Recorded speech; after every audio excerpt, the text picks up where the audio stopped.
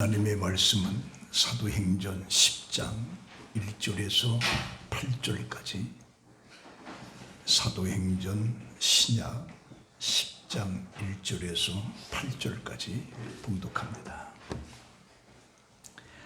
가이사랴에 고넬료라 하는 사람이 있으니 이달리아 부대라 하는 군대의 백부장이라.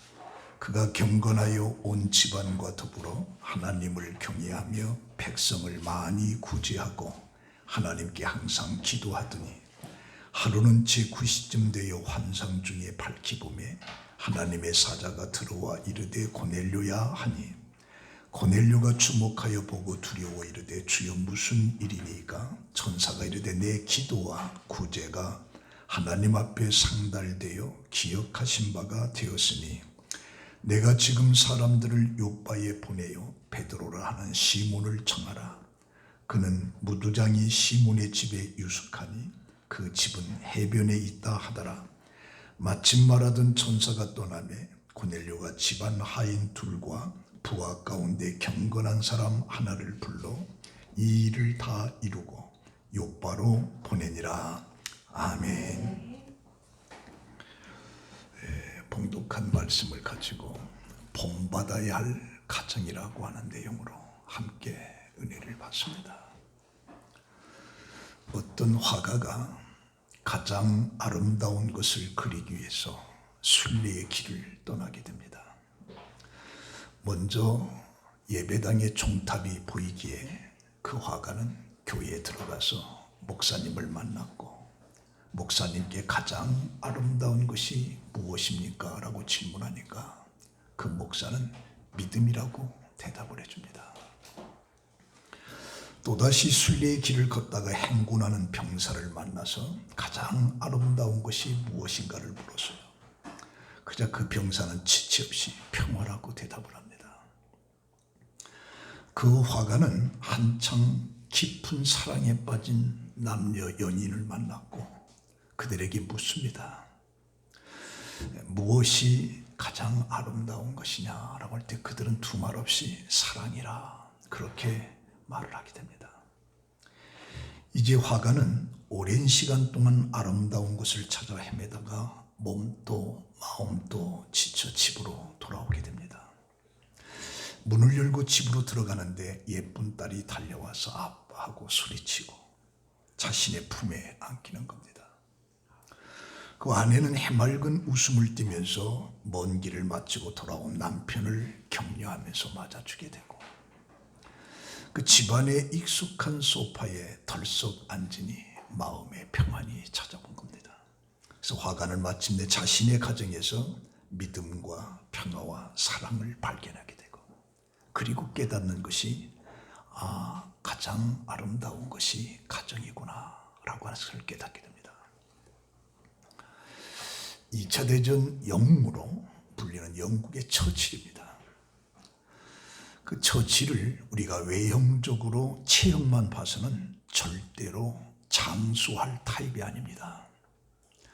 그리고 그 내용이 일반적인 의사들의 견해이기도 합니다.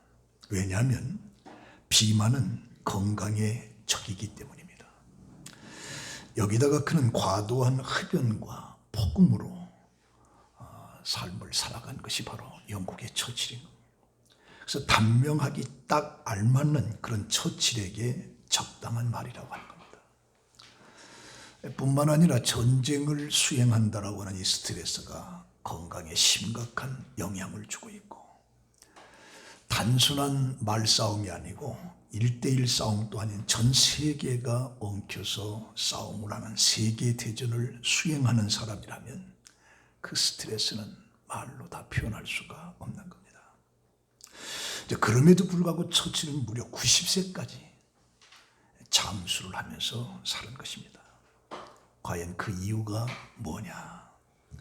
그가 단순히 좋은 음식과 좋은 건강식품을 먹었기 때문일까? 사실 비만과 흡연과 과음 그리고 엄청난 스트레스를 이길 만한 좋은 식품은 이 세상에 하나도 없습니다. 그렇다면 처칠이 90세까지 살 수 있었던 그 비밀이 과연 무엇일까? 그것은 다름 아닌 그의 행복한 가족과 사랑하는 아내를 가지고 있었다는 것입니다. 자신의 아내인 클레멘타인과 처칠과의 사랑은 그에게 용기와 힘 그리고 장수할 수 있는 강한 에너지를 주었고, 그리고 행복한 가정은 그에게 자신감을 가지고 스트레스를 물리칠 수 있도록 도와줬다. 그래서 행복한 가장이 그의 장수할 수 있는 비결이었다라고 하는 것이 의사들의 공통적인 견해라, 그렇게 말을 하고 있습니다. 오늘 이 성경은 믿음의 사람들이 믿음으로 승리한 이야기를 많이 담고 있지만, 반면에 그들 또한 완벽하지 못했다라고 하는 것을 가정사에서 드러나고 있습니다. 그들의 자녀들이 안타까운 모습들을 보여주는 훌륭한 믿음의 사람들을 보는데, 우리가 첫 번째로 보면 엘리 제사장입니다. 엘리 제사장은 사무엘상 2장 12절인데 그는 훌륭한 제사장이에요. 그러나 그의 아들들은 달랐습니다. 그래서 사무엘상 2장 12절에 보면 엘리의 아들들은 행실이 나빠서 여호와를 알지 못했다. 그리고 17절에 가서는 이 소년들의 죄가 여호와 앞에 심히 크면 그들이 여호와의 제사를 멸시함이었더라. 자녀들을 하나님보다 더 사랑한 거예요, 엘리 제사장이. 이런 잘못을 알고도 그 아들들을 제대로 교훈하지 못했거든. 그 결과가 결국에 하나님께서 그 가정을 버리는 그런 비극을 가져오게 되는 겁니다. 또 하나는 이 사무엘입니다. 이 엘리의 뒤를 이어서 사사가 된 이 사무엘은 사사시대와 왕정 정치의 중간에 그걸 이어주는 아주 훌륭한 그런 사사였습니다. 그런데 이 사무엘상 8장에 보면 그가 노년에 그의 이야기를 적고 있는데, 사무엘은 이스라엘의 영적 정치적 지도자로서의 크게 활약을 했지만 아버지로서는 실패의 삶을 살았다. 사무엘이 연로하게 되자 그의 아들들을 사사로 세우려고 합니다. 원래 제사장은 세습제지만 사사는 세습자가 아닙니다. 그래서 사무엘이 이걸 우겨서 자기 아들을 사사로 세우는지는 알 수 없지만, 문제는 이 사무엘의 아들들이 백성들에게서 뇌물을 받으면서 판결을 잘못하고 있는 거죠. 그런데 사무엘은 이런 아들들의 비행을 제대로 막지를 못하게 된 겁니다. 그래서 결국에 이 아들들의 행동은 백성들에게 이제 우리는 사사가 필요 없다, 우리에게도 다른 나라처럼 왕을 세워달라라고 하는 것을 요구하게 되는 거고, 아이러니하게도 왕 정도입을 반대했던 사무엘이 결국에 자기 아들들로 인해서 간접적인 왕정을 시작하게 되는 별미를 주었다, 이렇게 보고도 있습니다. 또 하나 더 얘기를 들어보면 다윗입니다. 다윗은 이스라엘 백성의 가장 존경받는 왕입니다.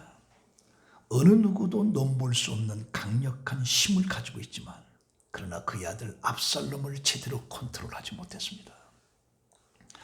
아들의 마음을 제대로 읽지 못한 거예요. 그래서 그 결과 아들은 교만이 돼서 아버지를 향해서 반역을 꿈꾸게 되고, 다윗은 압살롬이 백성들의 마음을 전부 다 도둑질해 간다라고 하는 사실을 몰랐어요. 이것은 자식에 대한 우유부단한 그의 잘잘못을 정해서 조달을 할 건 조달하고 혼내줄 건 혼내줘야 되는데 다윗은 그렇게 하지 못했던 거죠. 그래서 결국에 압살롬의 반역을 통해서 백성들의 인심이 전부 다 압살롬으로 쏠렸다는 소식을 듣고서 다윗은 예루살렘의 성을 버리고 도망을 갑니다. 근데 도망을 가면서 이제 이걸 수습하기 위해서 자기 아들과의 싸움이죠. 부자지간의 전쟁이 일어나게 되는 거예요. 이겨도 기뻐할 수가 없는 전쟁이죠. 그래서 하나님의 은혜 가운데 반역을 했던 압살롬이 결국에 죽고 마는 거예요. 그러나 압살롬이 죽었다는 소식을 듣고 다윗은 목 놓아 울면서 내 아들 압살롬아, 내 아들 압살롬아, 거기서 5번이나 반복해서 우는 그런 다윗의 슬픔의 모습을 표현하고 있는 거예요. 그러나 이미 때는 늦은 거죠. 이렇게 믿음이 훌륭한, 그럼에도 불구하고 그의 자녀들의 문제가 오히려 심각한 그런 비극적인 사건들을 우리가 성경에서 보게 되는 거죠. 그 성경에서 그러면 본을 보여주고 있는 훌륭한 가정이 누구냐? 구약 속에서는 욥입니다. 욥의 가정이 가장 아름다운 본받을 만한 가정이고, 신약에 넘어와서는 오늘 봉독한 바로 고넬료의 가정입니다. 그래서 오늘은 이 고넬료의 가정에 대해서 우리가 생각을 하려고 하는 겁니다. 이 고넬료라고 하는 사람이 어떤 사람이냐? 그는 가이사랴에 있었던 이탈리아의 백부장입니다. 이 백부장이라고 하는 것은 그 수하의 100명의 군인을 거느린 그런 자를 백부장이라고 그래요. 근데 그때 이 가이사랴는 그 당시 로마인들이 세운 팔레스타인의 지방 행정 수도로 요바에서 약 30마일 떨어진 곳에 있었습니다. 그는 로마 출신의 장교로서의 이탈리아대, 다시 말하면 팔레스타인들의 사람을 모아가지고 군대를 형성한 것이 아니라 오리지널 로마의 군인들의 100명을 데리고 이 가이사랴에 와서 백부장 역할을 하는 게 바로 고넬료입니다. 정예 부대죠. 정예 부대의 100명을. 이건 팔레스타인의 어떤 그런 사람들을 군인을 모은 게 아니라 로마의 부대를 끌고 와서 백부장의 역할을 하는 겁니다. 그런 이 고넬료를 2절에 보니까 그가 경건하여라고, 이 경건하다라고 하는 말은 유세베스라고 하는 말인데, 이 말 뜻은 앞에서 물러나다, 움츠리다, 그런 뜻을 가지고 있습니다. 그러니까 이 경건하다라고 하는 것은 존귀한 분에게 대한 존경의 표시입니다. 그래서 대부분 부모님을 향해서, 그리고 신에 대한 의식적인 어떤 행동을 취하는 그런 자를 가리켜서 경건하다 이렇게 표현을 해준 겁니다. 그래서 이 고넬료를 여기서 경건하다라고 하는데, 이 고넬료가 경건하다는 그 경건의 내용이 대체 뭐냐라고 하는 걸 우리가 세 가지로 보게 되는 거죠. 첫 번째는 뭐냐? 온 가족이 함께 하나님을 경외했다. 여기서 온 집안이 함께 하나님을 경외했다. 사도행전에 의하면 이방인으로서의 하나님을 알게 되는 자들이 두 종류로 나누게 되는데, 한 종류는 유대교에 개종한 무리로서 유대인들처럼 할례를 받고 유대인들과 같이 신앙생활을 하는 사람을 가리키는 겁니다. 또 하나는 하나님을 경외하는 자라고 불리는데, 유대인들이 섬기는 하나님과 유대인들이 행하는 윤리적인 태도에 이끌린 사람들로서 유대교로 개종은 하지 않았지만 할례를 받지 않습니다. 그리고 성전에 들어가서 제사를 드릴 수가 없어요. 왜? 할례를 받지 않았기 때문에요. 그런데 이방이면서도 하나님을 경외하는 자들이 복음을 제일 잘 받아들이고 복음이 전파되는데 크게 기여를 한 거죠. 이게 사실 예수님 시대의 그 백부장의 사건하고 비슷합니다. 이 백부장도 이방인인데 개종은 하지 않았지만 많은 영향력을 끼쳤던 그 백부장이었던 거죠. 그런데 바로 이런 고넬료가 하나님을 경외한다라고 하는 것은 하나님을 공경하고 두려워한다는 의미가 있어요. 그 이방인인 고넬료가 하나님을 경외한다라고 할 때는 하나님을 공경하고 하나님에 대한 두려움을 가지고 있다. 그래서 이 고넬료가 이방인으로서 어떻게 하나님을 알게 되고 경외하게 되었는지는 알 수 없지만 웬만한 유대인들 못지않게 열심을 가지고 하나님을 섬겼던 그 자가 바로 고넬료입니다. 우리가 가장이 영적으로 든든히 설 때 그 가정은 믿음으로 든든하게 서가게 되는 겁니다. 여기서 이 고넬료는 온 집안과 더불어 하나님을 경외했다. 여기 집안이라고 하면 아내, 자녀, 그 수하에 있는 노예들까지도 포함하는 거예요. 고넬료는 자기만 하나님을 알고 경외한 것이 아니라 집안 모든 사람, 자기 집의 하인에 이르기까지 하나님을 경외하는 사람으로 만들었다. 심지어 자기가 데리고 있는 이 부하에게도 전도해서 하나님을 섬기게끔 했는데 7절에 보니까 고넬료가 하나님의 사자의 지시를 받고 요바에 있는 베드로를 부르러 보내는데 자기의 하인 두 사람과 함께 부하 중에 경건한 사람 하나를 택했다. 이 경건이라고 하는 말이 신약 속에 3번 나옵니다. 근데 바로 여기 2절 7절에 고넬료를 경건하다고 했는데 그 부하에 이르기까지도 경건하다. 그러니까 이 고넬료가 그 집안 자기 수하에 있는 모든 사람에 이르기까지 하나님을 경외하는 데 결정적인 역할을 고넬료가 했다. 이렇게 보게 되는 겁니다. 그래서 영적으로 건강한 가정은 하나님의 뜻대로 살고 하나님의 영광을 위해서 일하기에 하나님의 복이 충만하게 임하게 되는 거죠. 그래서 이 건강한 가정은 하나님이 함께 계심으로 모든 시험과 고난을 극복할 수 있는 지혜와 능력을 얻기도 하는 거예요. 그래서 신명기 6장 4절에서 5절에 보면 이스라엘아 들으라 우리 하나님 여호와는 오직 유일한 여호와시니 너는 마음을 다하고 뜻을 다하고 힘을 다하여 내 하나님 여호와를 사랑하라. 그래서 이 고넬료가 자기 자신뿐이 아니라 자기 식구들, 종, 수하에 있는 군인에 이르기까지 하나님을 전부 다 경외하는 사람으로 만들어서 신앙생활을. 그래서 고넬료를 경건하다. 제가 외국에 이렇게 선교를 나가게 되면 그들이 하나 궁금한 게 있었어요. 그들은 신앙생활할 때 전부 다 부부가 같이 해요. 우리나라처럼 아내가 먼저 나가고 남편이 먼저 따로가 없습니다. 그래서 우리나라 얘기하면 이상하게 생각하는 거예요. 우리나라 남자들은 뭐예요?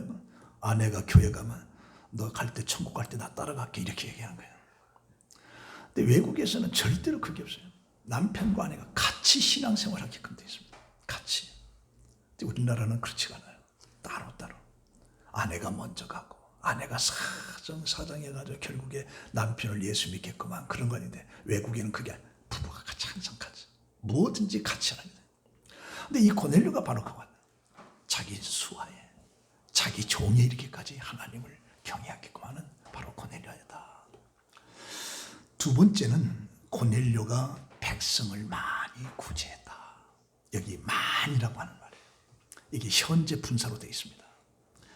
점령 지역에 와 있는 장교로서의 굴림하고 허세를 부리는 것이 아니라 도리어 가난한 유대인들을 위해서 반복적이고 지속적으로 구제를 했다는 거죠. 그래서 그의 구제가 기도와 함께 하나님께 기업된 바가 되었다라고 기록하고 있는데 22절에 보니까 베드로는 고넬료가 보낸 종들을 만났는데 그때 종들은 고넬료가 온 유대인들에게 칭송을 받는다. 그러니까 구제를 가끔 생각나서 한번 하는 게 아니라 많이 구제를 했다는 얘기죠. 이것이 유대인들에게 있어서 칭송을 받게끔 하는. 그래서 베드로에게 가서 이 고넬료는 정말 칭송을 받는 사람입니다 라고 이야기를 해주는 거죠. 그래서 바로 영향력을 끼치는 가장으로서의 고넬료가 다른 사람을 열심히 구제하고 하니까 그의 식구들도 자연적으로 고넬료를 본받아서 구제를 하게끔 하는 거예요. 자녀가 성장하게 되면 부모의 곁을 떠나죠. 부모의 곁을. 제가 이 동현이랑 보니까 참 잘한 것 같아요. 제가 네덜란드를 한번 가니까 거기 19살 되면 부모 곁을 다 떠나요. 의무적으로 다 떠나요. 안 떠나면 그 아이는 문제가 있는 아이예요. 어디 병이 있든가 성격에 문제가 있는 아이예요. 정상적이면 19살은 전부 다 부모를 떠납니다. 그리고 자기가 알아서 학교 다녀. 그렇게 알바. 그러니까 대학 졸업하려면 7, 8년 걸려요. 그리고 결혼도 자기가 알아서. 그리고 뭐 방 얻는 거 전부 다 지들이 다 하는 거예요. 근데 이렇게 아이들이 부모를 떠나게 되면 부모가 구제를 많이 한 그 영향력 속에서 산 아이들은 부모 떨어져도 그 아이들은 구제를 하게끔 돼 있는 거예요. 구제를. 그런데 자기 자신밖에 모르는 이기적인 삶을 사는 그 부모 밑에 그 자식들도 부모 곁을 떠나면 전부 다 자기 자신만 하는 거예요. 그러니까 여기서 고넬료가 백성들을 많이 가끔 기분남이 아니라 많이 구제했다라고 하는 이 사실이 그의 자녀들에게 그 식솔들에게 전부 다 그 영향을 받게 되는 거예요. 바로 고넬료가 그런 사람이었다. 제가 아는 목사 그 세 딸이 영국에 유학을 갔습니다. 그래서 알바를 하는데 어느 날 주일날 예배드리고 이 작업장에 와서 알바를 해라. 그렇지 않으면 너 못 나오게 하겠다. 그러니까 아버지로부터의 신앙 교육을 받아서 주일은 어떻게든지 주일을 지켜야 된다라고 하는, 그리고 주일날에는 일을 해서는 안 된다라고 하는 이런 교육을 받았던 이 아이들이 그렇지 않는다고 하면 그 알바장에서 쫓겨날 것 같고, 그러다 보면 생활에 문제가 될 것 같고, 그래서 어떻게 해야 되나 하고 기도를 하는 거죠. 하나님 어떻게 하면 좋아요? 지혜를 주세요. 근데 마음에 감동하기를, 그래 주인에게 가서 나는 그리스도인이다. 돈을 받을 수가 없다. 그러나 주일날 오후에 무료로 알바를 해주겠다. 그 말에 주인이 감동을 받아서 그 시급도 올려주고 주일날 나오지 마라 이렇게 됐단 말이에요.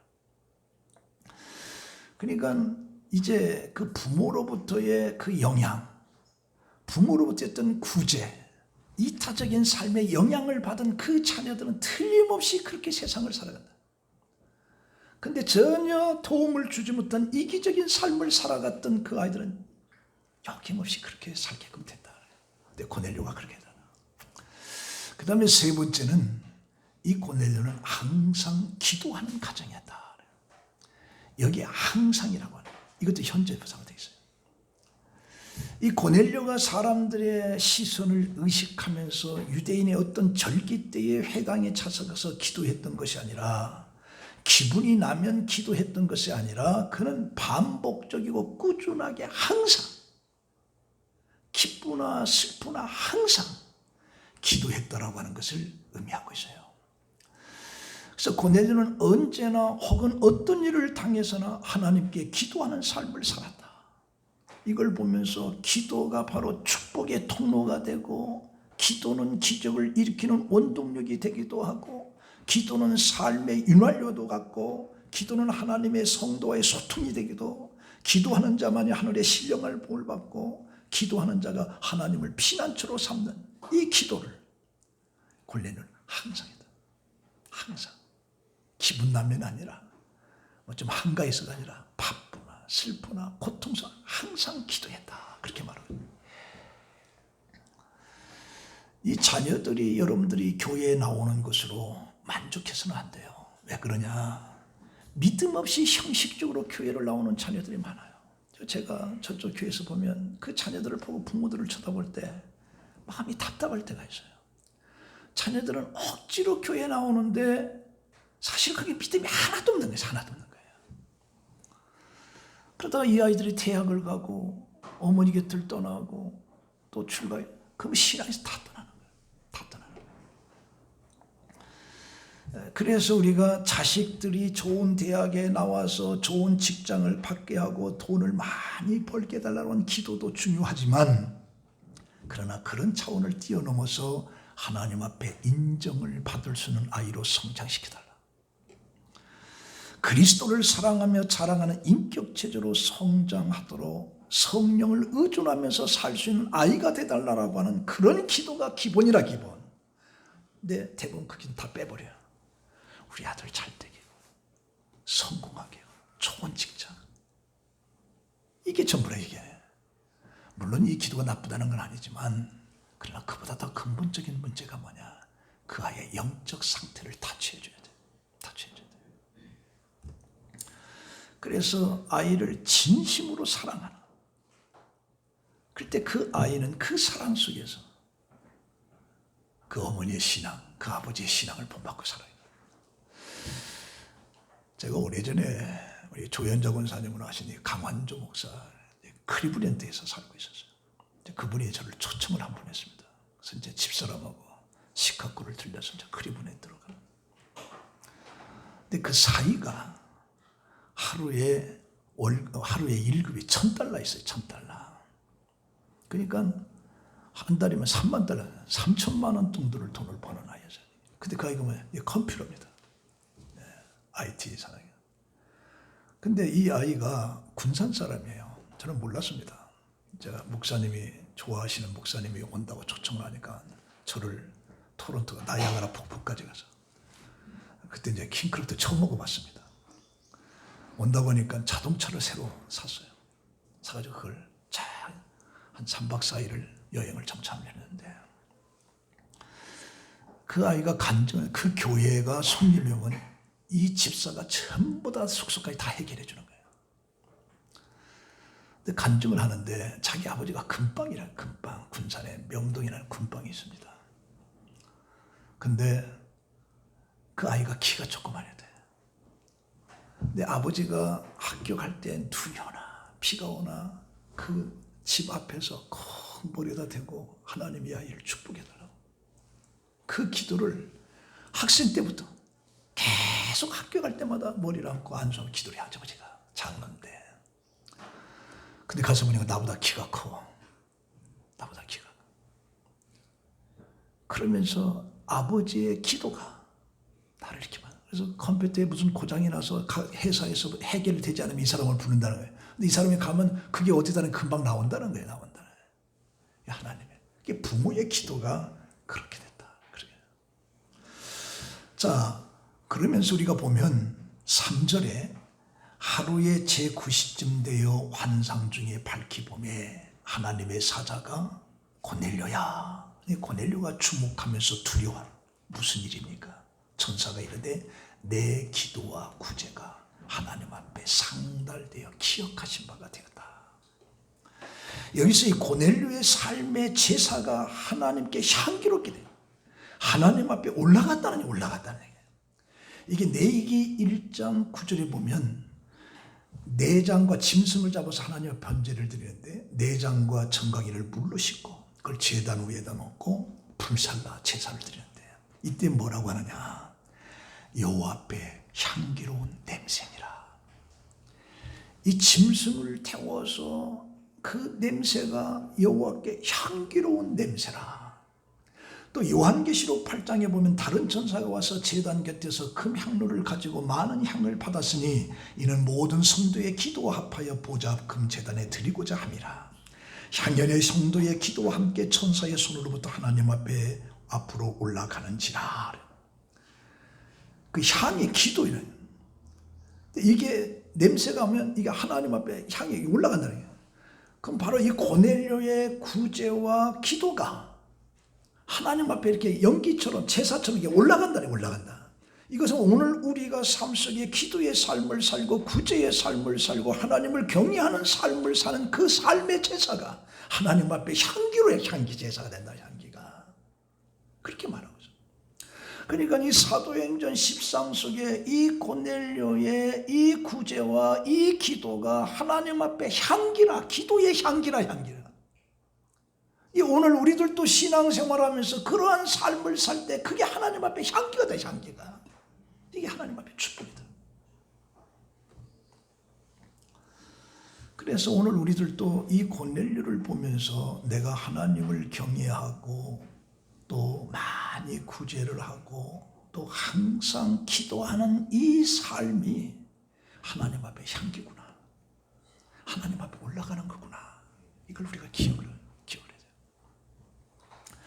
자, 오늘 이 말씀 가지고 우리 정리를 해본다면 고넬료의 가정은 온 가족이 하나님을 경외하는 가정이고 온 가정이 이웃을 섬기는 가정이고 이 가정은 바로 항상 기도하는 가정이라. 그래서 바로 이런 고넬료의 가정을 우리가 본받아야 되지 않겠느냐. 본받아야 돼. 그래서 이 신약 성경 속에 이방인으로서의 은총을 받고 은혜를 받은 1호가 바로 고넬료입니다. 고넬료. 그래서 저는 가정의 달인 이 5월 달에 대해서 여기에 저는 두 가지를 더 좀 첨가시키고 싶습니다. 첫 번째가 뭐냐? 예배 있는 가정. 예배 있는 가정. 예배라고 하는 것은 하나님을 높이는 것이고 축복의 길입니다. 그 자녀들에게 예배의 중요성을 교육해야 돼요.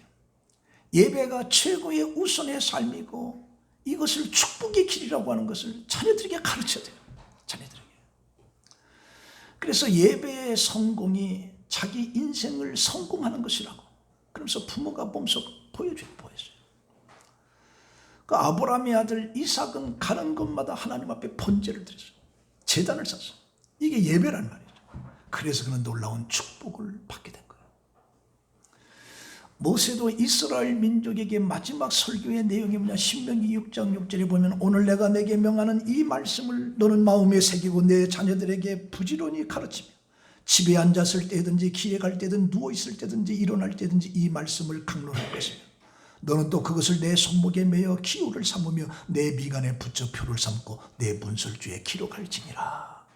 예배의 중요성, 예배의 중요성.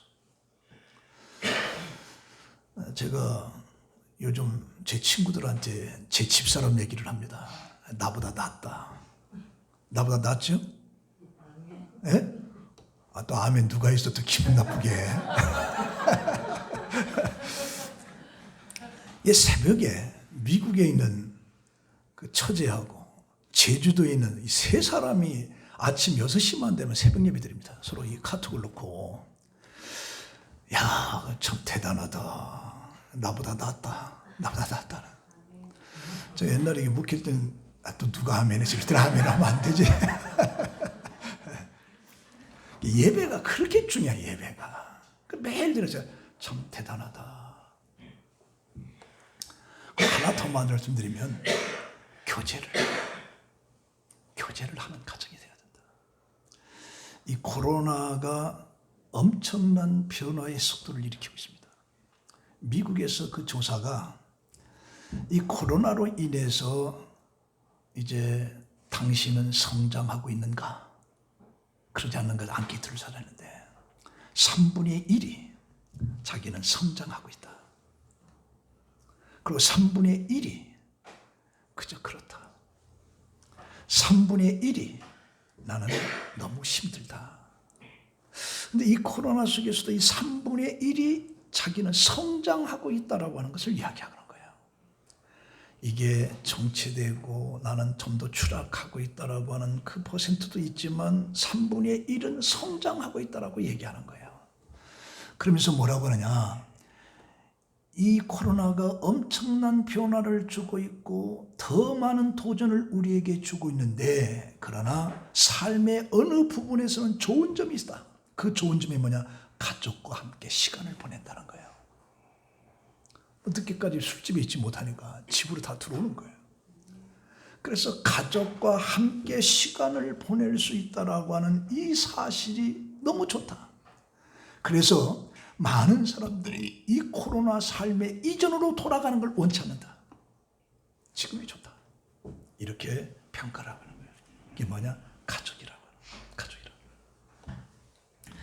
여러분들 이 식구라고 하는 것이 바로 상에 둘러앉아서 함께 식사하는 사람들을 우리가 식구라고 합니다. 이게 함께 식탁에 둘러앉은 그것이 단순한 어떤 먹는 것이 아니라 대화의 장이 되는 거죠. 그리고 교제의 시간을 되는 거예요. 하루에 3끼는 못 먹는데 하루에 한 끼 정도는 식구들이 같이 의도적으로. 그러면서 그때 뭐냐? 부모가 일방적으로 얘기하는 것이 아니라 자녀들의 이야기를 들어주는 거죠. 자녀들의 이야기를 들어주면서 아버지는 그 자녀들에게 나는 이렇게 강하다라고 하는 인상을 주는 게 아니라 나도 이렇게 어려웠다. 나도 이렇게 힘들었다라고 하는 걸 자녀들이 공감을 하게끔 합니다. 공감을.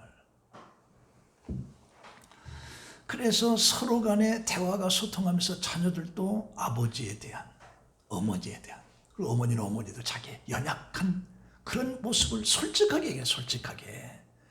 강하게 아니라 나도 너무 힘들었다. 너무너무 힘들었다. 눈물로 세월을 보냈더라. 자녀들과 같이 이제 소통을 하라네요. 소통을. 그렇게 될 때에 이 대화를 통해서 가정이 건전한 그런 가정으로, 그리고 자녀들도 함께 고통을 나누는 그런 가정이 된다는 거예요. 근데 이게 없으니까 오늘의 심각한 문제. 그 MBC에서 그 일요일 밤에 뭐 오늘을 즐기라 그 내용 속에 이런 재밌는 내용이 하나 있었다고 그래요. 초등학교 2학년 학생인데 동시를 하는데 뭐라고 하냐? 엄마가 있어서 좋다. 나를 이뻐해 주니까. 냉장고가 있어서 좋다. 먹을 것이 많으니까. 우리 집에 강아지가 있어서 좋다. 함께 놀아주니까. 근데 아빠는 왜 있는지 모르겠다. 아빠는 왜 있는지 모르겠다. 그래서 이 가정이라고 하는 대화가 함께 이루어져요. 그게 행복한 가정을 이룰 수 있는. 자, 결론을 말씀드립니다. 그 앤소니 드멜로라고 하는 사람의 이 종교 박람회라고 하는 이 책에서 나온 얘기예요. 예수 믿은 지 얼마 안 되는 그리스도인이 있었는데 그 믿지 않는 친구가 그 예수 믿는 친구에게 물어봤어요. 자네 요즘 그리스도인이 되었다면서? 그렇다네. 그럼 예수 그리스도에 대해서 많이 알겠구만. 그래서 아는 건 별로 없어. 그러자 그 친구가 예수가 어디서 태어났냐? 몰라. 예수가 몇 살까지 살았느냐? 몰라. 그러니까 믿지 않는 친구가 비웃었습니다. 너는 예수에 대해서 아는 것이 하나도 없구나. 그리고 그 친구가 비웃은 거예요. 그때 친구가 대답하기를 나는 별로 아는 게 없고 배운 것이 없. 그러나 예수 믿고 교회 다니면서 달라진 것이 있다네. 하나님의 기뻐하시는 일이 무엇인지 알기 시작했고 더 중요한 것은 내 자신에게 변화가 왔다는 거야. 자신이 달라지고 있다는 것을 보고 나 스스로 놀란다. 네가 알다시피 3년 전에 나는 술주정뱅이야. 빚도 많았어.